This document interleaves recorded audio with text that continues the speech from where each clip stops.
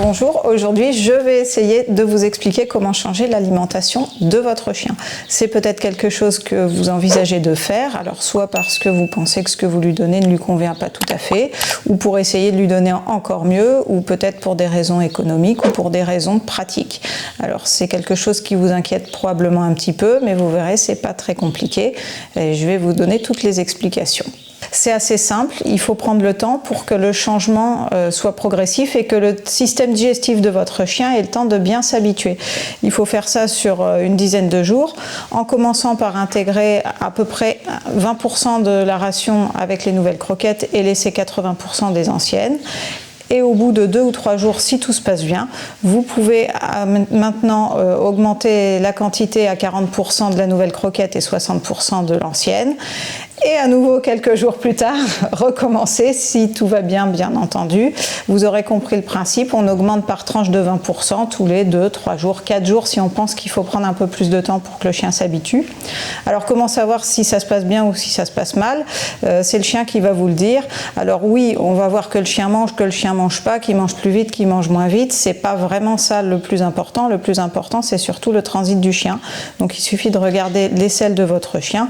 Si elle vous semble avoir une consistance normale, c'est-à-dire ni trop liquide, ni molle non plus, et pas non plus des selles très fermes qui pourraient signer une constipation.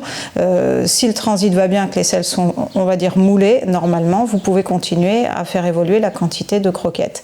Qu'est-ce que vous allez faire s'il vous reste des croquettes? Une fois que vous êtes arrivé à 80% des nouvelles croquettes, vous n'allez pas les mettre à la poubelle, ce serait idiot. Vous allez continuer à faire consommer à votre chien les 20% de croquettes de l'ancienne variété jusqu'à ce qu'il n'y en ait plus.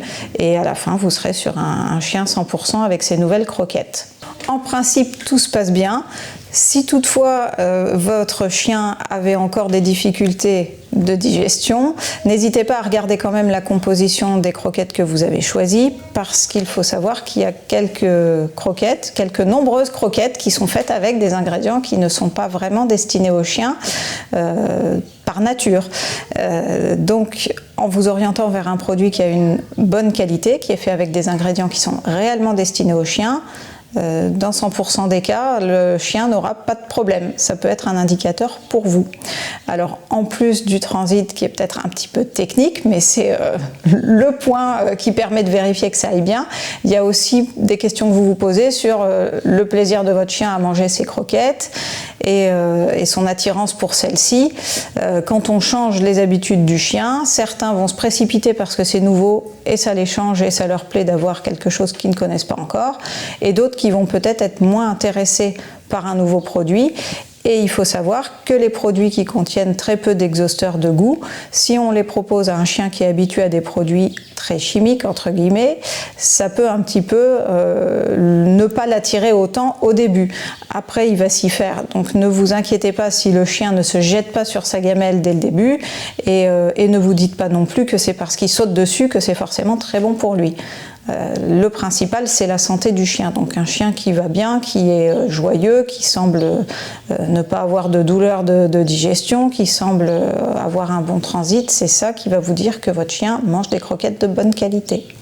J'espère que cette vidéo vous a plu et vous a été utile. N'hésitez pas à mettre vos commentaires sur la vidéo et éventuellement à aller sur notre site internet ou à nous contacter si vous avez besoin d'un petit peu plus d'aide.